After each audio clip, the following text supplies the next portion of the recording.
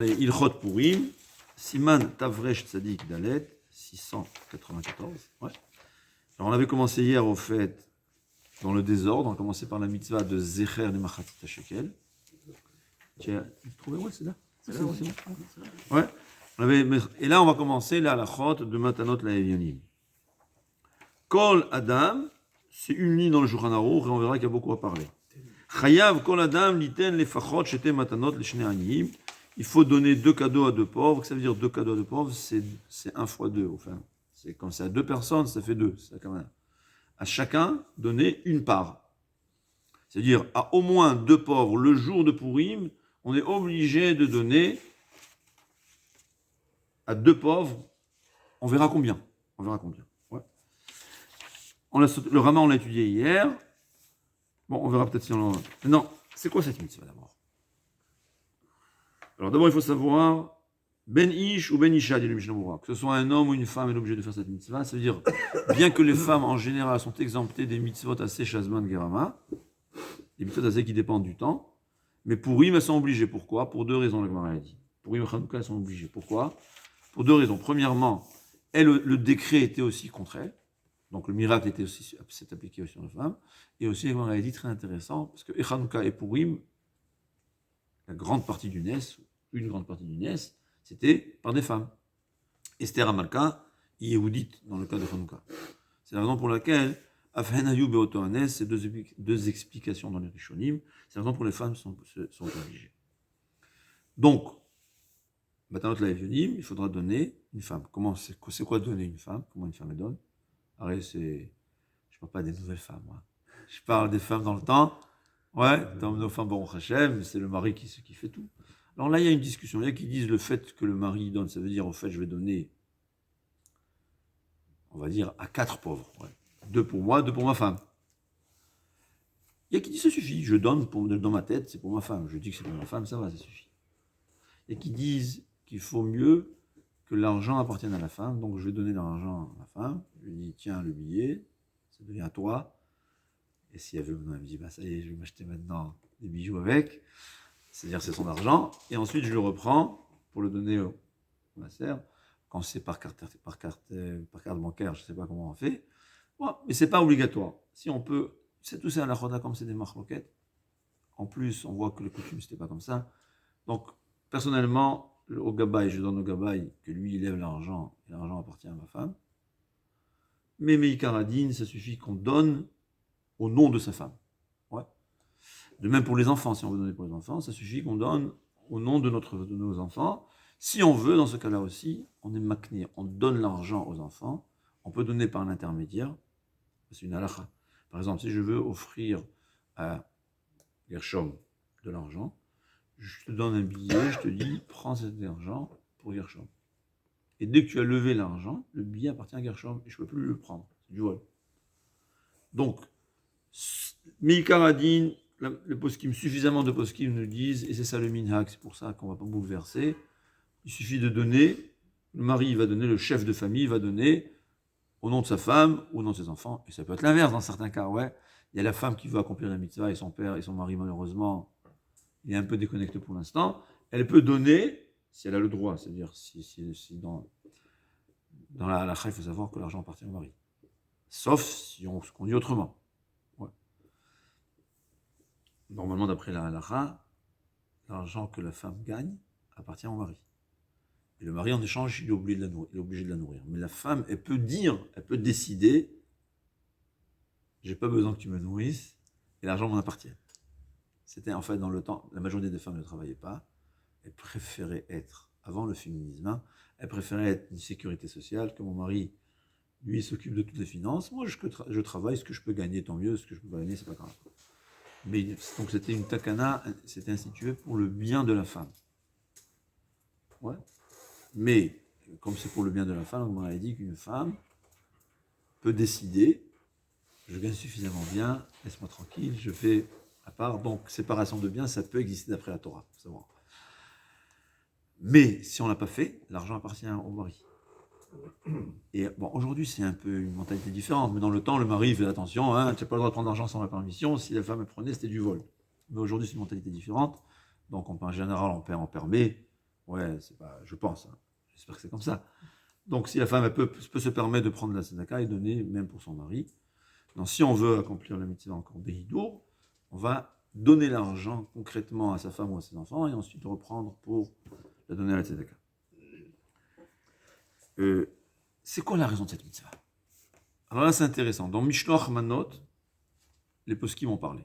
Mishloach Manot, on verra, c'est une autre raison. Mishloach Manot, c'est très intéressant. Le Shulchan Aruch, il a commencé la halachot de Matanot. Il y a deux mitzvot. Il y a Matanot Le'Evyonim et Mishloach Manot. Matanot Le'Evyonim, c'est donner, on verra, comme Shamouraï dit, ou de l'argent ou des aliments. Pas des biens. Je ne vais pas lui donner un diamant. Ouais. Peut-être qu'un diamant, c'est comme de l'argent, je ne sais pas. Quelque chose qu'on peut facilement vendre, c'est peut-être considéré comme de l'argent. Mais je veux dire, je ne vais pas lui offrir un portable ou quelque chose, un cadeau. Matanot Le'Evyonim, c'est ou de l'argent ou des aliments. Ça, c'est pour les pauvres. Mais il y avait aussi Mishloach Manot, Ishlereu, qu'il faut donner à son ami. Là-bas, il y avait deux raisons. C'est écrit, le Thomas d'Adéchen, il dit, pour que tout le monde ait de quoi manger. Donc, dans des aliments. Et une autre raison, c'est écrit parce que c'est Haman Aracha, il a dit le peuple juif, il est séparé. Hein, là où il y a deux juifs, il y a 3 ou 4 avis. Alors pour lui montrer que non, l'inverse, on fait cette mitzvah-là qui va multiplier l'amitié entre les personnes. C'est pour ça qu'il y a le din de Mishloach Manot. Alors il y a qui disent que Matanot Le'Evyonim, c'est la même chose. C'est ou bien pour qu'il ait de quoi se manger pour lui, ou bien pour multiplier l'amitié, pour montrer qu'on est unis, qu'on est un peuple. Ouais, comme on voit aujourd'hui dans la guerre d'Ukraine, tout le monde s'occupe vraiment des Juifs, c'est un peuple, on est unifié. C'est écrit, c'est encore mieux parce qu'on sait que Pourim, on a accepté à nouveau la Torah. Et pour la condition primordiale pour accepter la Torah, Vayachan, c'est un peuple, il faut l'unifier. Il faut qu'on soit unis. Si on n'est pas unis, on ne peut pas accepter la Torah. Donc il y a à Pourim, très important, de marquer le fait qu'on est unis. Donc c'est l'occasion aussi, quand on a des malentendus avec quelqu'un, ouais, c'est la plus grande des mitzvahs, c'est envoyer un Mishloach Manot à son ami, c'est le meilleur moyen de se réconcilier. C'est ça le but de la mitzvah. Ouais. Si Hachem il veut que quand on s'entend bien, on renforce nos liens par les Mishloach Manot, c'est sûr que quand on s'entend pas bien, il veut qu'on renforce nos liens. Donc c'était ça, Matanot Le'Evyonim. C'est quoi Evion? Il y a qui disent qu'il soit, parce que dans la Torah, en fait, il y a deux. Alors j'ai oublié, ouais. Bien que dans le passouk c'est écrit d'abord Mishloach Manot et ensuite Matanot Le'Evyonim, le Shulchan Aruch, il a commencé par Matanot Le'Evyonim, comme dit le Rambam, que c'est la mitzvah la plus importante. Parce qu'il n'y a pas quelque chose qui réjouit à Kadosh Baruch Hu plus que quand on réjouit ses enfants des millions. C'est comme ça. Il faut toujours comprendre. Un père, il a un enfant, il n'a pas de quoi de manger. Je viens, je lui dis, écoute, j'ai donné à manger à ton fils, il n'y a rien qui me réjouit de plus. C'est ça Matanot Le'Evyonim. Il y a une discussion, est-ce qu'il faut que ce soit un Evion? Parce que dans la Torah, il y a Ani et Evion. C'est des degrés de pauvreté. Ani, la Gemara dit, c'est quelqu'un qui est pauvre, mais il a de quoi manger. Evion, c'est quelqu'un qui n'a rien du tout, même pas de quoi manger. C'est encore pire que l'Ani. Il y a qui disent que la mitzvah, elle est seulement un Evion. Pour quelqu'un sans maison qui n'a pas de quoi manger. Ouais. Il y a qui disent non, tout Ani. Tout Ani, c'est quoi? Quelqu'un qui n'a pas suffisamment pour subvenir à ses besoins. Il vit dans le standard de l'endroit dans lequel il se trouve. Tout celui qui n'a pas les moyens de pouvoir vivre dans les standards de l'endroit dans lequel il se trouve, il est considéré comme Ani. Et on accomplit la mitzvah de Tzedaka. Donc, concrètement parlant, la majorité des poskim disent qu'il suffit d'un Ani, on n'a pas besoin de chercher un Evion, on n'a pas besoin de trouver quelqu'un qui n'a pas de quoi manger. On va se contenter de donner la mitzvah à un Ani. Quelle quantité? Combien donner? Alors là, il y a 3 avis. Le Mishnah Berurah, il ramène le Ritva qui disait Pruta. C'est quoi Pruta? C'était dans le temps la valeur minimum d'argent. Aujourd'hui, c'est équivalent à environ 1,5 centime d'euros.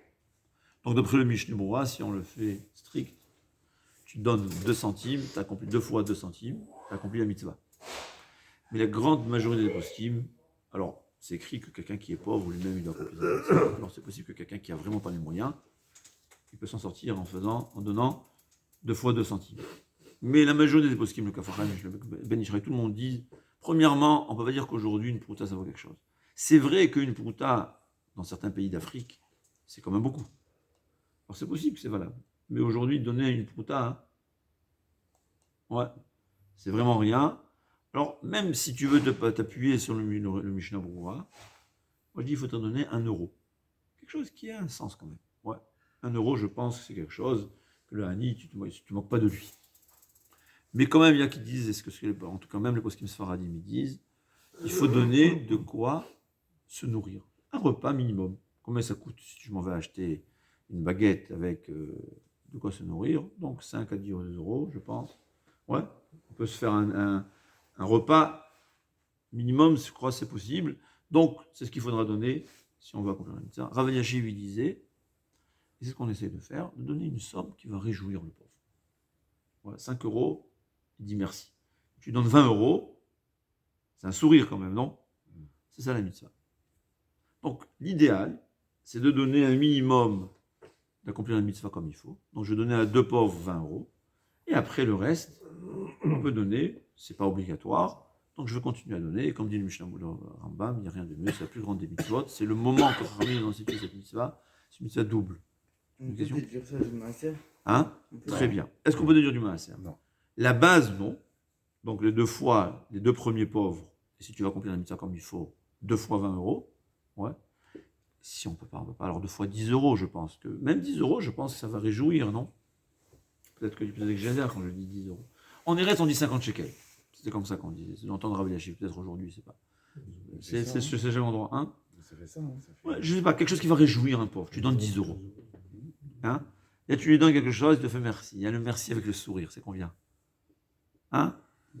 Je sais pas, moi, c'est une évaluation, ça, chacun de s'évalue. 13 euros. Ouais. 14 euros. Ouais, mais c'est pas une question de somme, c'est une question de caractère, le standard de vie qu'il y a aujourd'hui. Je sais pas. Et alors, la base, on ne donne pas de maaser. Parce que toutes les mitzvot obligatoires, on ne donne pas de maaser. Mais ce qui est au-delà, on peut donner le maaser. La même chose, machazit à shekel. Mais Karadine, on donne une fois par famille, donc par chef de famille. Si tu veux en donner à tes enfants, tu peux donner maaser. Mais comme c'est, comme on a dit, 1,5 € par enfant, donc je pense. Voilà. Si tu veux faire les 10 euros, c'est déjà. C'est ça la règle générale.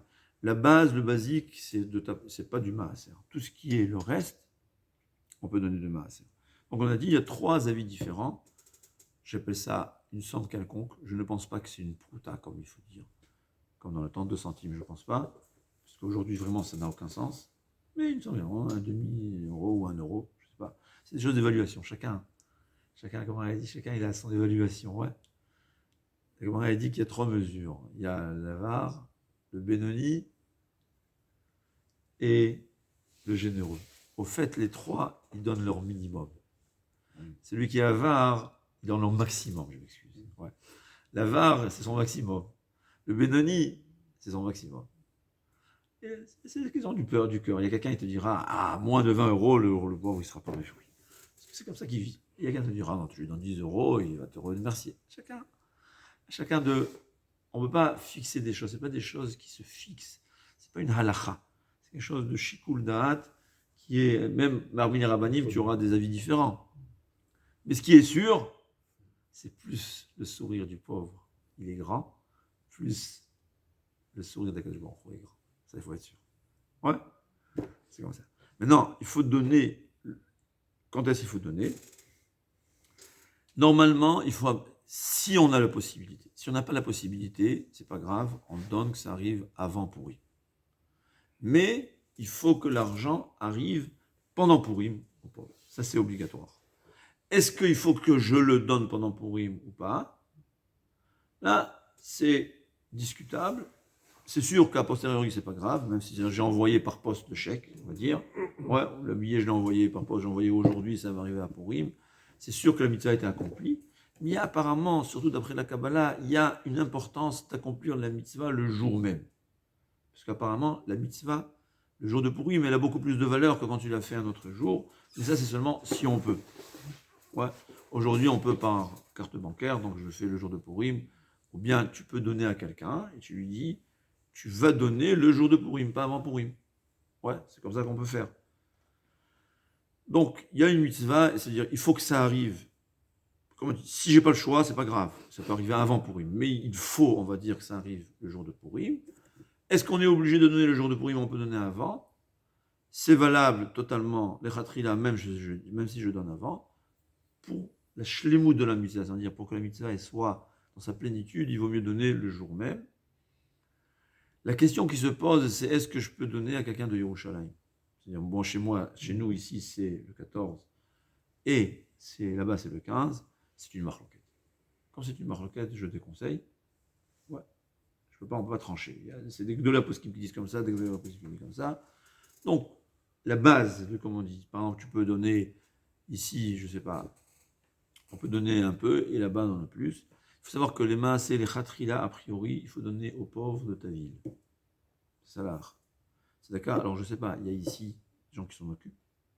Ouais. Ouais. Il y a des gens qui donnent le jour de Purim.